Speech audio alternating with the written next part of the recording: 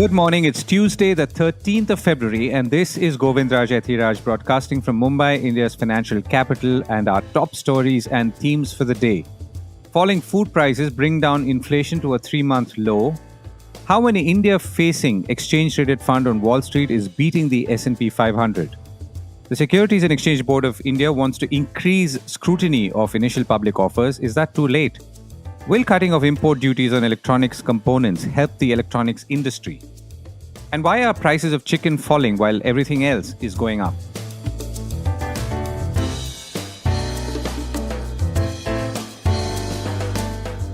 This is a core report with Govindraj Ethiraj. Falling food prices bring down inflation.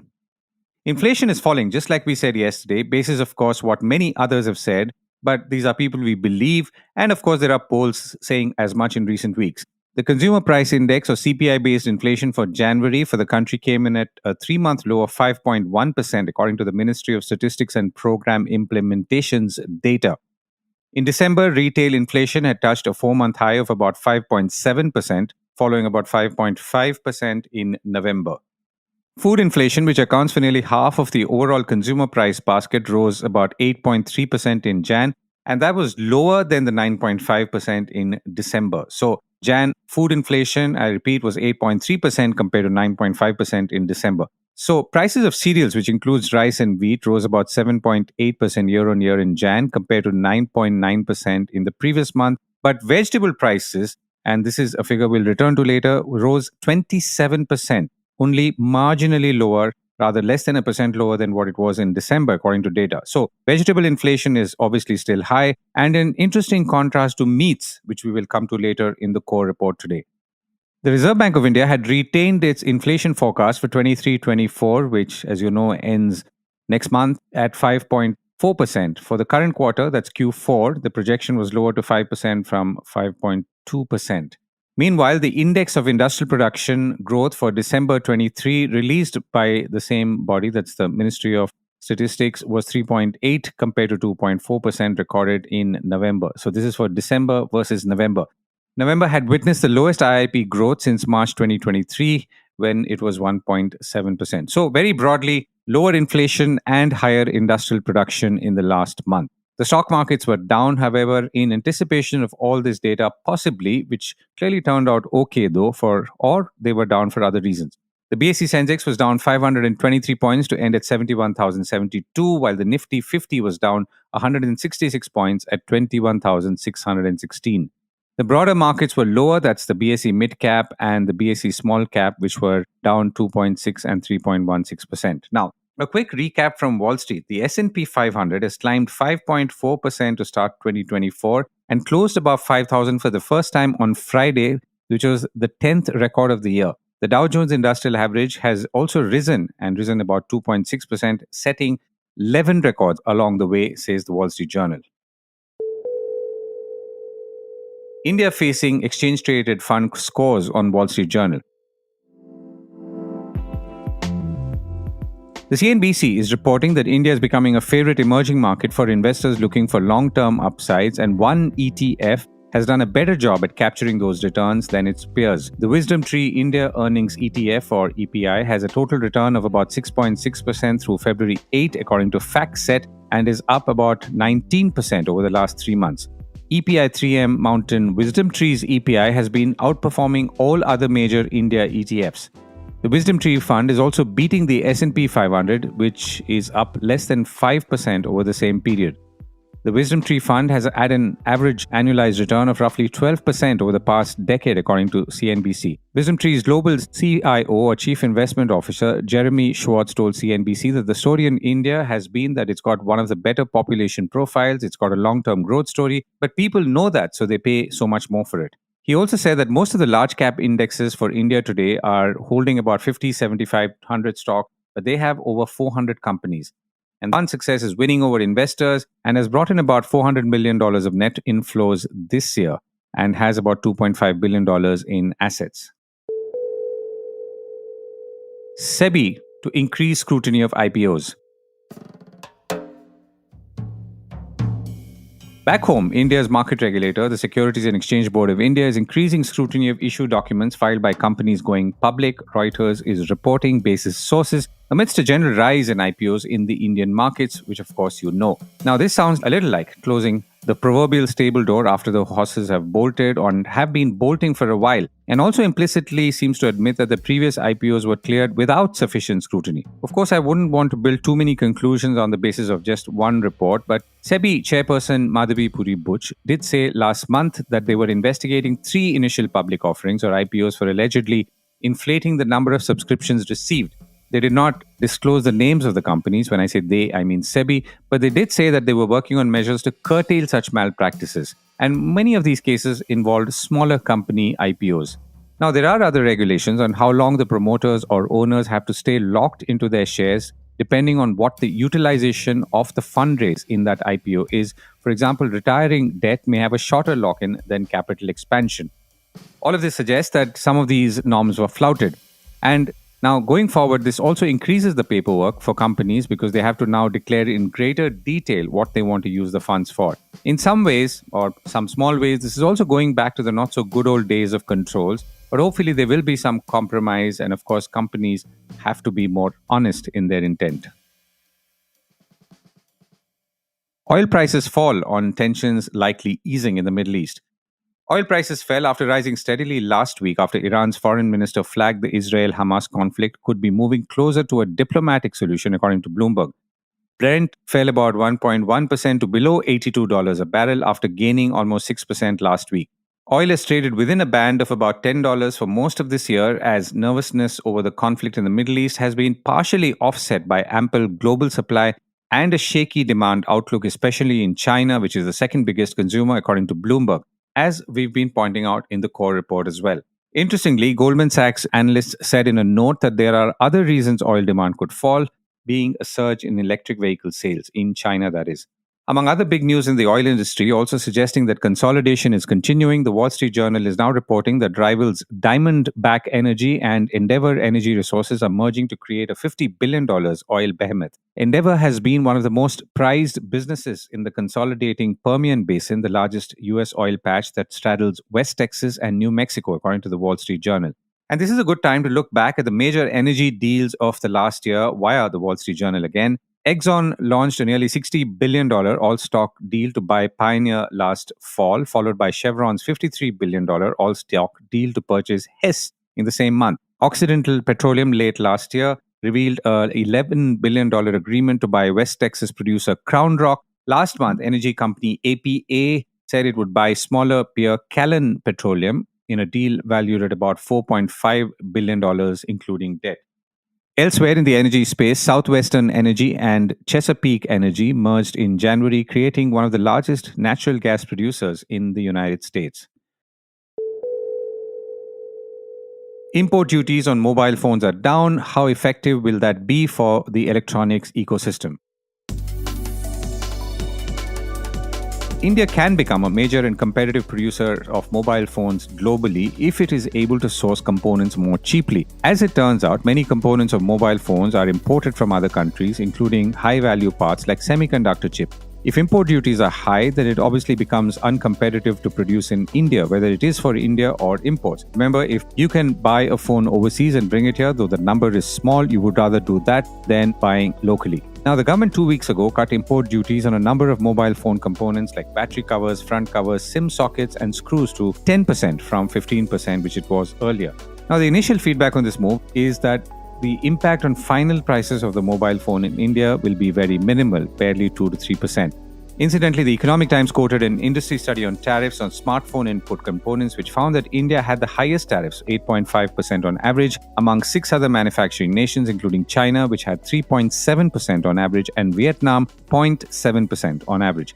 So the larger question, obviously, is to do with the ecosystem, since that's part of the larger mission to make India an electronics manufacturing hub, including, of course, and led by companies like Apple. I spoke with Neil Shah, Vice President at technology market research firm Counterpoint Research, and I began by asking him how he was viewing the duty cuts in the context of overall mobile phone and electronics production in the country. The current slashing of the duties, I think it's for components which are basically very difficult to, I would say, localize at this point. There are some small components, but again, all those components which where the duties have been slashed correspond to just 2 to 3% of the bill of materials of the device, anyways, right? But there have been difficulties for a lot of OEMs to localize those components. As a result, government let's relax on those duties. Anyways, they are not a part of the major localization strategy for government in terms of the components, right? The major components, if you remember in our discussion before, it's mostly semiconductors, the displays, camera modules, batteries, those corresponds to majority of the bill of materials. So the more focus government should put on and energy on localizing those components and even the OEM. This is a little bit of reprieve for some OEM, which was putting extra effort on localizing these kind of components, which is not actually adding much to the overall localization to India, not even directly affecting anything on any side of things. So you're saying in value terms, this is only 2 or 3% of a mobile phone. The components value is 2 to 3%. And when you look at in terms of localization, it will be a percentage of that 2 3%. So it doesn't add that much value. Got it.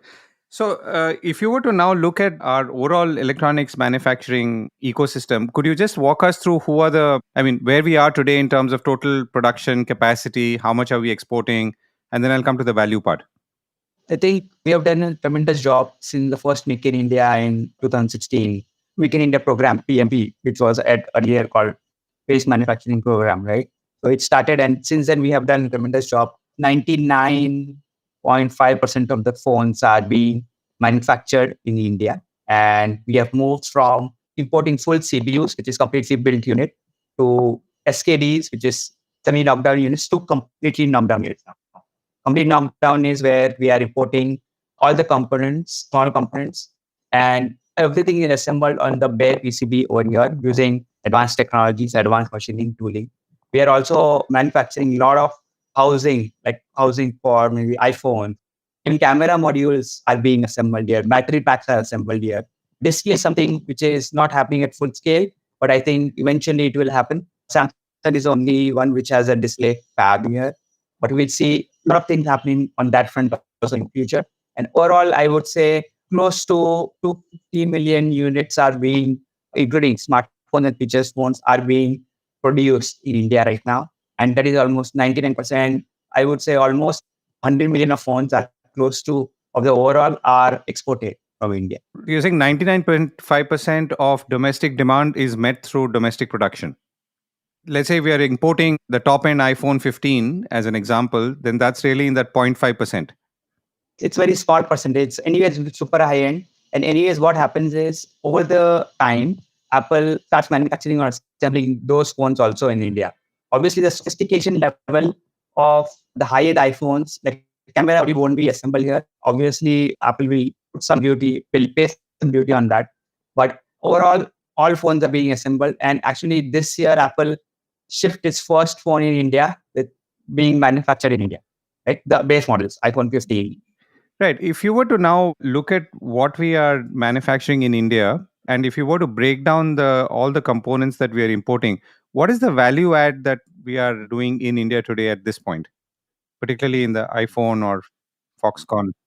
5% or low in 2016 or so. And now we are up to like 70 to 18% value addition in terms of overall. When you compare it with China, China is close to like 45 to 50%. It's not even 100% like everyone assumes, because still they import chips and everything from TSMC, Taiwan, and everywhere, right? Samsung.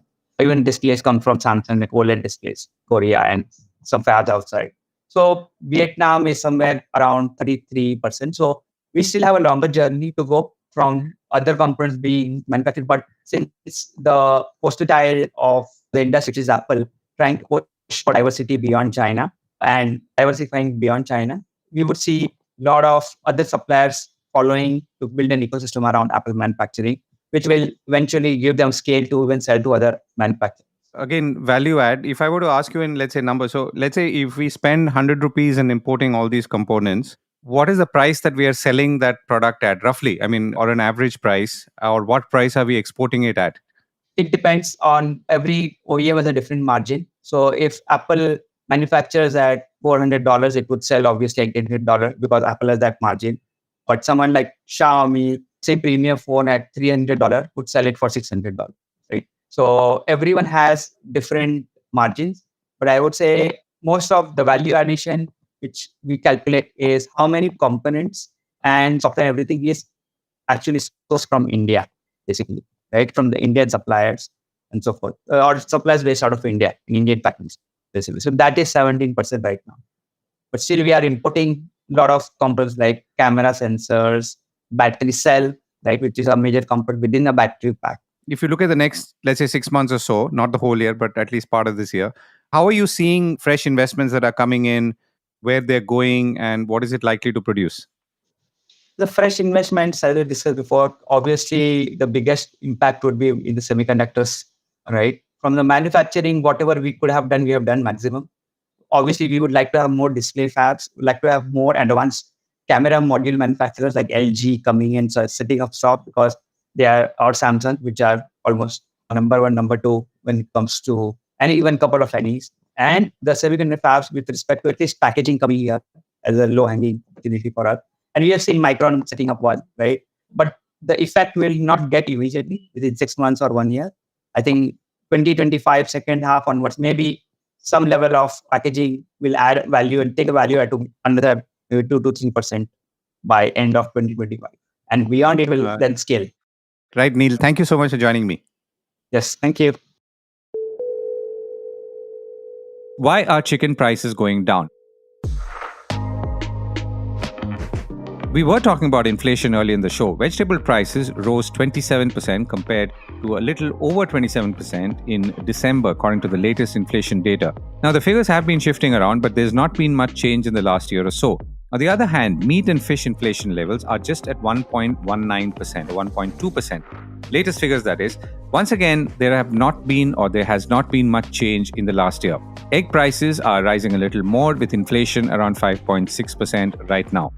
The larger question is, of course, how and why chicken prices are staying low.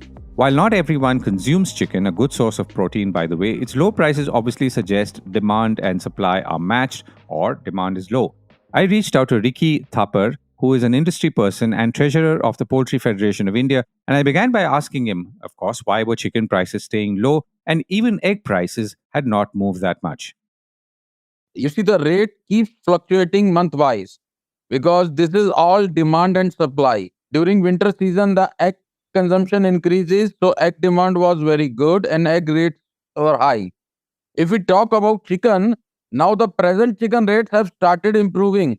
But if you are talking about January month was a marriage season and it was too cold and foggy. So during that, late night outing is very less, like going to restaurants and hotel where maximum consumption of chicken and meat is there.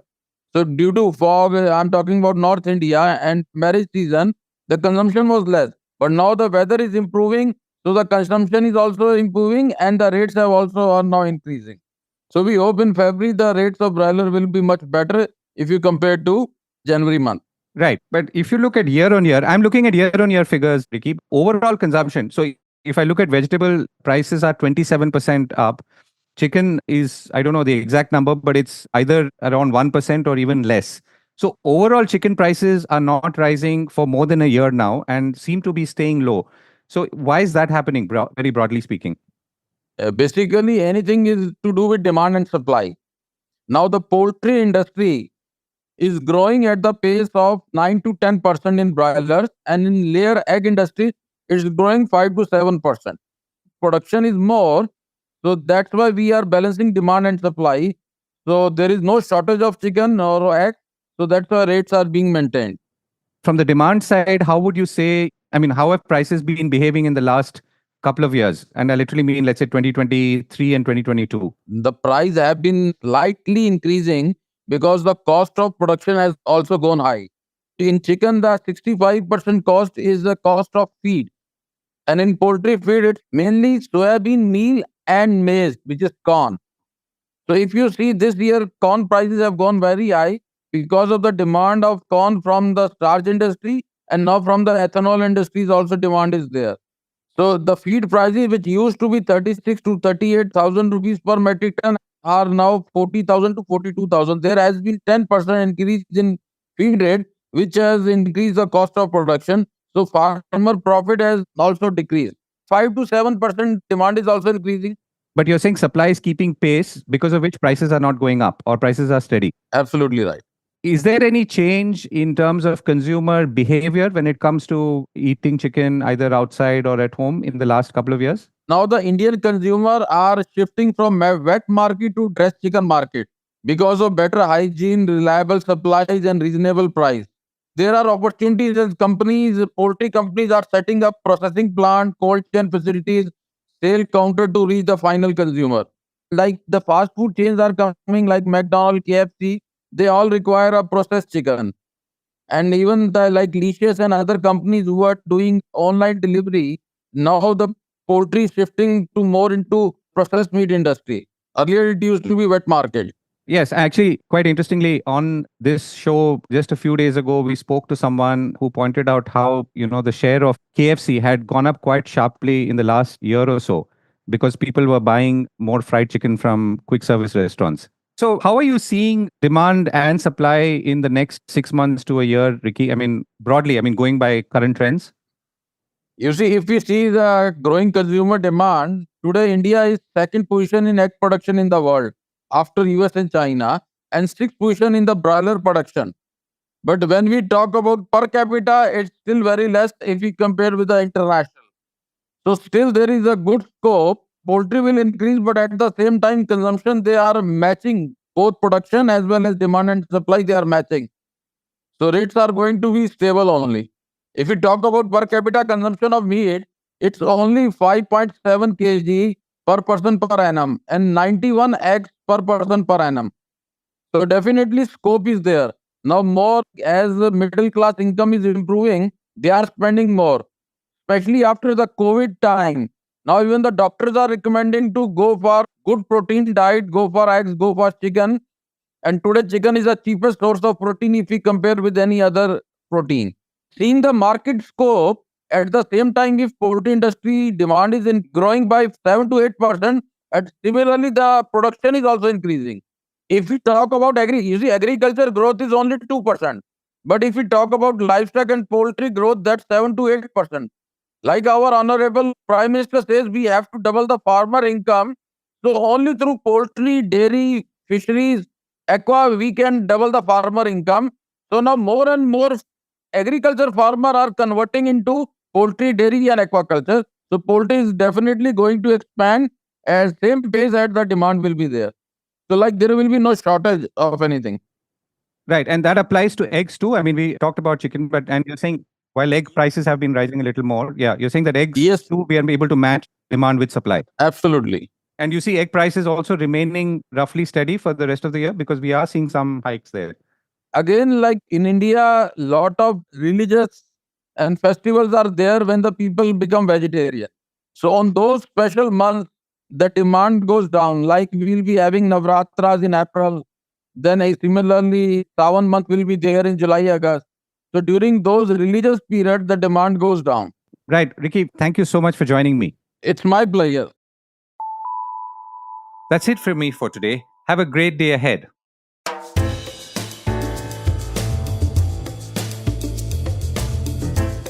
That was the Core Report with me, Govindraj Ethiraj. Do stay connected with more of our coverage at the Core. You can check out our website or sign up to our newsletter for our exclusive stories, one in-depth feature a day on www.thecore.in. Do also track us on LinkedIn, where we usually post synopses or extracts of our top stories and interviews. We would love your feedback on how we can make business more interesting and relevant, including, of course, India's vibrant manufacturing sector. So write to us at feedback@thecore.in, and thank you once again for listening.